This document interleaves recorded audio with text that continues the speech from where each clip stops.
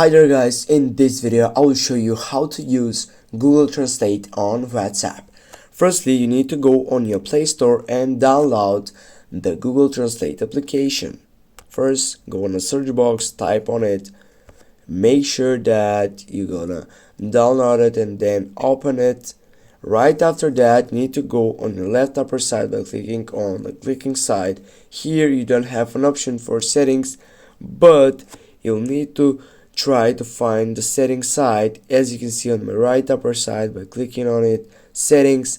Then I need to go for the first section that says tap to translate. Now if I go on use tap to translate, when on, tap to translate runs in the background. What that means, if I tap turning on, now if I go on WhatsApp, go on some chat, and now if I get to this side, for example, now what I need to do is just simply go copy, again copy.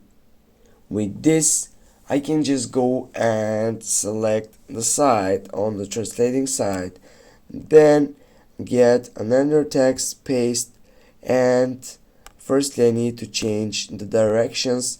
And with this guys, we have translated this site on WhatsApp.